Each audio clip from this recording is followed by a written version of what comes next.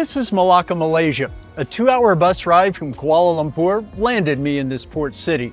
I came for a 3-night stay, not knowing very much about the place, and instantly became enamored. My appreciation has only grown from there. This is known as the historic city of Malaysia, and what a past Malacca sits upon. It has been under the rule of the Portuguese, the Dutch, the British, and for a short time during World War II, the Japanese. All of that has gone into making this the wonderful place that can be discovered today. Let's have a look.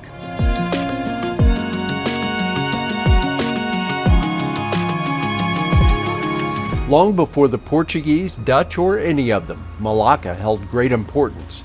It was established in the final few years of the 14th century. During the next couple hundred years, it became one of the most important trading centers in Southeast Asia. Today, the city has a population which exceeds 500,000. Known for that rich history, it attracts millions of visitors each year as well. Since 2008, Malacca has been a UNESCO World Heritage Site. Not long after I got off the bus, I dropped my bag at the hotel and came to the city center. I found a thriving area full of visitors. We all took in the attractions that fill that part of town and walked streets that were mostly closed off to traffic. It was an incredible atmosphere and a phenomenal first impression. I was a little confused. I saw all of these signs and even t-shirts touting World Tourism Day 2025. I thought maybe I missed something. Then I looked it up. It's September 27th, but Malacca is hosting the celebration this year. The more I moved around the city, the more references to World Tourism Day that I saw. It's a huge deal. Festivities here will actually run for several days from September 27th through the 29th. Around 3,000 industry leaders will gather for that conference. The theme is Tourism and Sustainable Transformation. In the main part of the city, while traffic was restricted, cycle rickshaws thrived. Visitors climbed in for a way to see the sights of the town at a leisurely pace. Many of the vehicles were decorated with bright colors, which added to the festive feel. These rickshaws once were popular in urban centers all over Malaysia, but now they are in use only in tourist locations. The main avenue with which every visitor to Malacca will become familiar is Jonker Street. This was the scene as I discovered it for the first time. Vendors lined both sides of the pavement, selling all sorts of items, from clothing to souvenirs. Of course, food and drinks were featured most prominently. I heard that this was a pretty spectacular market, but that it was only open Friday, Saturday, and Sunday nights. I adjusted my schedule so that I would arrive here on a Sunday. It was a good decision. I am certainly happy that I did not miss this experience. Jonker Street has a great feel to it at any time, but the night market takes it to an elevated level. The sounds, the sights, the aromas, the excitement of an atmosphere such as this is intoxicating. If you ever visit Malacca, make certain to be there on at least one Friday, Saturday, or Sunday night. One other day during my stay, I stopped by the Yonkerwalk World Heritage Park. This is a small paved space which features sculptures, some greenery, and places to sit. It's impossible to miss the statue of a famous Malaysian bodybuilder. 5 minutes is all it takes to get a good look at this site. Much more time is needed to explore the Malaka River. That waterway cuts right through the heart of the city. It is a dynamic attraction made even better by the Malaka River Walk. Paths run along each side of the canal. Shops and restaurants are plentiful, and some of the structures carry the colors of a Crayola box. In other spots, the walls are covered by artwork. Scenes depict the history, the legends, and the lifestyles of the city. The Riverwalk covers several kilometers on both banks. The river takes a serpentine path all through the town. There are walkways all along the way for as far as I can see. I don't know if it goes all the way to the ocean, but it's not that far that way. I don't know if I'll have time to find out. One morning I did venture as far as I could toward the sea on the Riverwalk. I was a bit surprised that the path did not go all the way to the mouth of the river, at least as far as I could tell. Where the land ends, the Malacca Strait begins. This outlet into the larger body of water provides very little indication of the importance of the passage beyond. The Malacca Strait is a vital waterway, not just historically, but still today. It provides the shortest link between the Indian and the Pacific Oceans. It is estimated that 25% of the world's traded goods are transported through the passage. At this point, the strait lies between the Malaysian peninsula and the Indonesian island of Sumatra. In all, the connection between oceans extends for more than 900 kilometers. Probably even well into the future, this passage will continue to be one of the most important shipping lanes on the planet. One of the best ways to see the river, and in turn much of the town, is to take a river cruise. Passenger boats carry people for a total of 9 kilometers up and down the channel. I claimed a seat, along with a couple dozen other individuals, late one afternoon. It provided a chance to see the best of Malacca without having to break a sweat. The cruise on the river lasts for about 45 minutes. You can do it all through the day and deep into the evening. I think I hit the sweet spot though. This is right as the sun is going down. The light is perfect.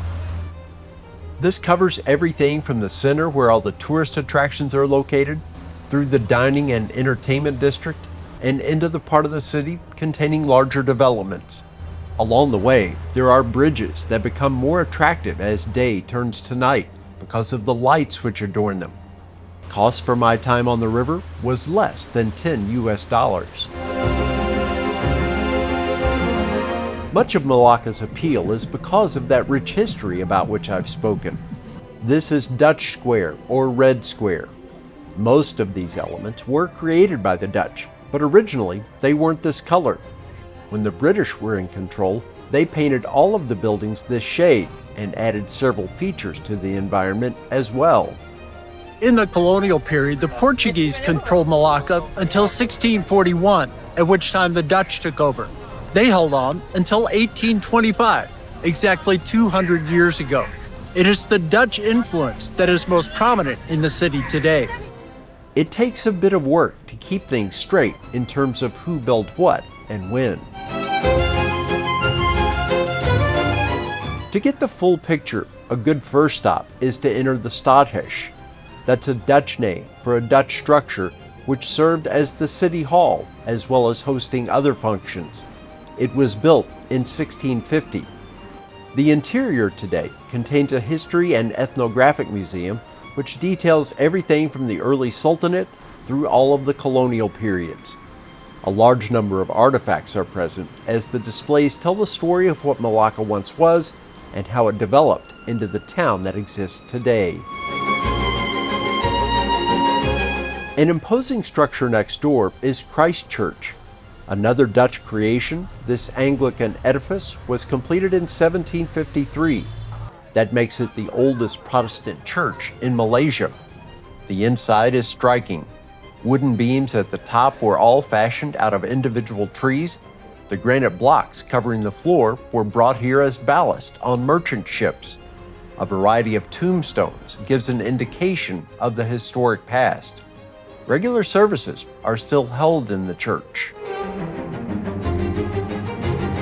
On the square is this clock tower. It has stood in this spot at the center of town since 1886. That was during British rule, but it was built by a man whose father was a leader of the local Chinese community. The tower is 50 feet tall. Next to that is Queen Victoria's Fountain. It always seems to have a crowd of people surrounding it. This was added to the landscape in 1901 in honor of British Queen Victoria's Diamond Jubilee. Well over 100 years old now, the fountain still performs flawlessly.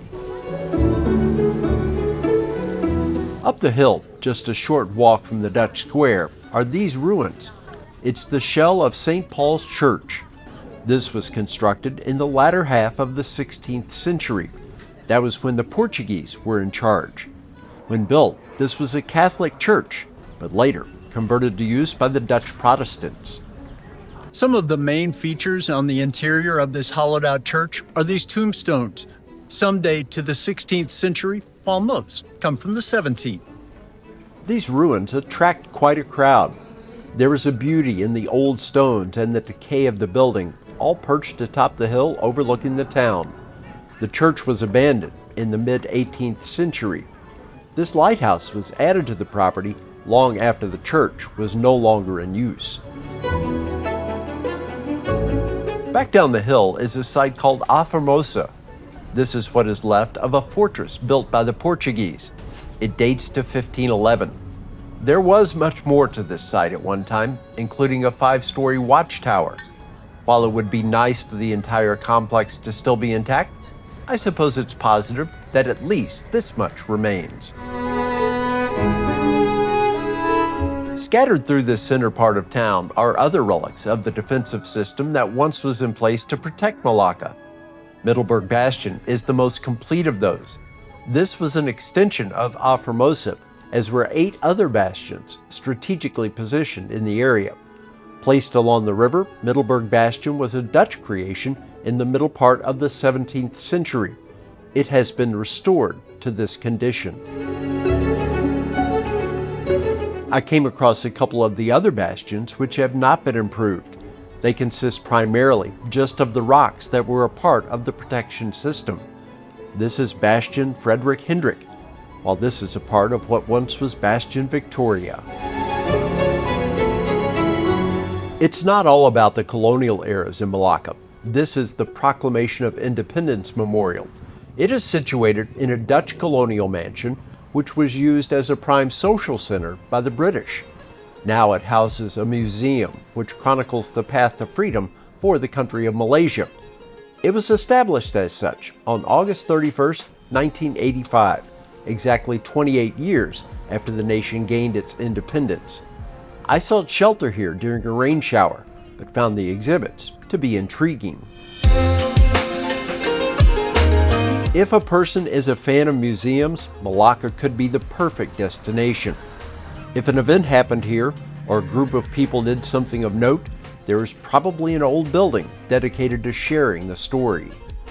There are museums in every direction in this city. The difficulty comes in choosing where to spend your time and your money. I saw a list. There are at least 21 museums here. I certainly didn't find it easy to pick which museum to visit and which ones to skip. There is surely much to be learned in every single one. I was especially attracted to this one. It is the Baba Nyonya Heritage Museum. It's all about individuals of Peranakan descent. That is a mixed ethnic group comprised of the first wave of Chinese settlers who came to the maritime regions of Southeast Asia. The museum was established nearly 40 years ago in a large family mansion.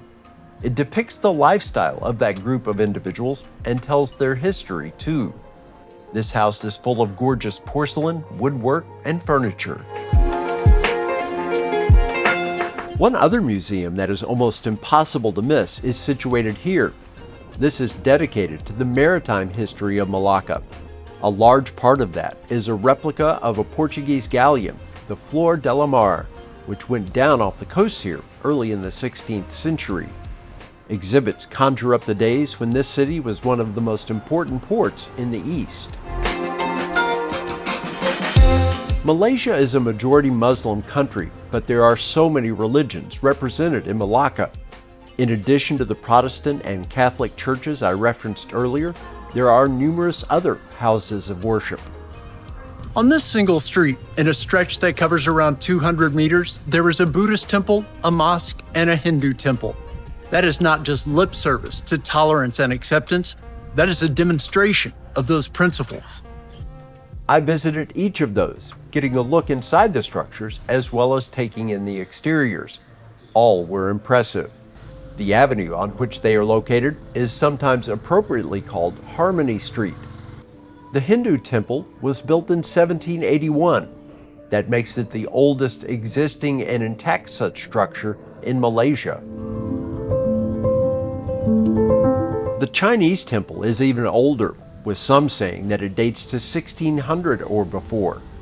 I noted that it's a house of Buddhism, but Taoism and Confucianism also play a role in the belief system here.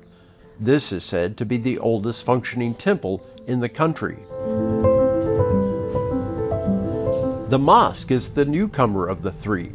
An original wooden structure was erected here in the mid-18th century. More than 120 years later, it was rebuilt with bricks. Particularly impressive is the ablution pool connected to the mosque. A little way outside the center of the town was this unassuming site. It's known as the Sultans Well or King's Well. Experts say that established in 1459, this is the oldest well in Malaysia. For a place where people obtain fresh water, its history is surprisingly dark. How can a well be used in sinister ways? Well, this one was 4 times in history, as it was poisoned to kill off the enemies of those who poisoned it. The Dutch finally realized its importance and built these walls and created a fortress to protect it. At one point, around 200 Portuguese settlers were killed by tainted water pulled from here. Another Chinese temple is adjacent to the location of the well. This is called a graveyard temple, as many early Chinese settlers are buried nearby. The temple and well are linked by proximity, but separated by time, as this is 300 years younger than the well. Malacca is definitely a town for history buffs, but it has its modern side as well. I stayed in the Shore Complex. It's a small cluster of high-rise structures just outside the city center, located at a bend in the river. It was a comfortable place to spend a few nights, and the location was ideal. Because of their height, the buildings are viewed as prime spots from which to see the surrounding area. There's even what's called the Sky Tower Observation Deck in one. That can be accessed at a cost of just under $6. There's what they call the Sky Tower 2 floors up. I get this view plus a drink for $3.50 here, and remember, it's only 2 levels. I'll take that deal every day. The views here are pretty sweet. You look down upon the river and can see the town and the Malacca Strait beyond. Stunning. Malaysia is not a country that comes to the forefront when thinking about coffee production. One source I saw, though, has it ranked in sort of the second tier of nations in terms of the coffee beans produced. There is a robust coffee culture in Malacca and all over the country. This cafe leans into all of that. Its name is Malaysia 13 States Coffee. As the name sort of implies, this cafe features coffee from all 13 Malaysian states. Mine comes from Kelantan. It is rich and bold. It's not my usual cappuccino, but I'm really liking it. I received a delicious drink here and also an education about coffee production. Most beans are of the Arabica or Robusta varieties. In Malaysia, much of the cultivation is Liberica beans. The cafe even has a Liberica plant just outside its front door. I tried a lot of good food in Malacca, much of it with cultural and historical ties to the city. I found a Sampus at this restaurant. The dish, which is a fusion of Chinese and Portuguese influences, is said to have originated in the town. It's a sour and spicy soup, and then you sort of make it your own. It's served with rice, of course. I got chicken over fish, and then I got bean sprouts and some extra spice, which I really didn't need. The highlight for me was the skin on the chicken. It's the best that I've had in quite some time. I mean, wow. The sourness comes from tamarind, and there are many other spices contributing to the soup's unique flavor. The protein is not always chicken, but now I wouldn't try it with anything else. There are a number of banana leaf restaurants in the city. I thought my meal here was tremendous.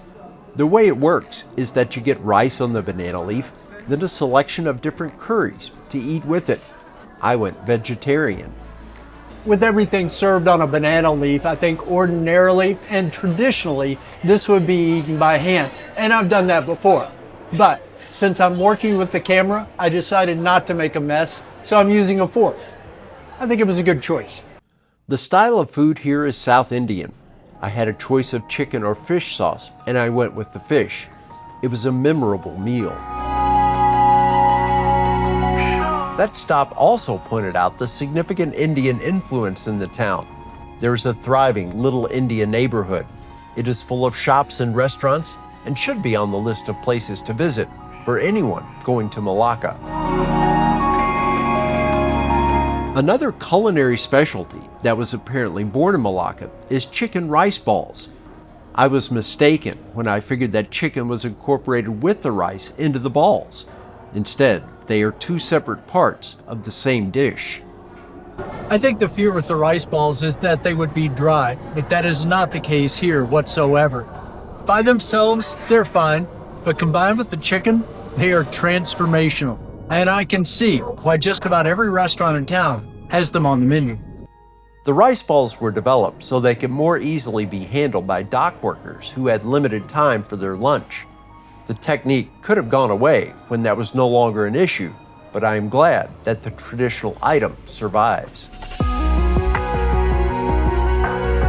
There is so much to experience in Malacca.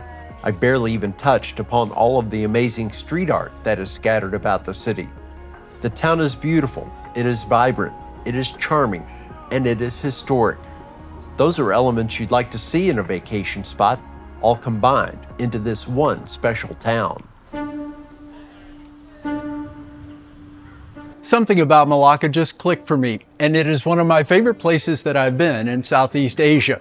The history, the river, the food, it has been amazing getting to know the city. I am not ready to leave. Numbers vary, but it's safe to say that Malacca attracts more than 10 million tourists each year. All of those people are not wrong, and if you ever get the chance, you should make a stop here for yourself. That's all for this time here on Old, Alone, and Far From Home. I hope to see you again soon.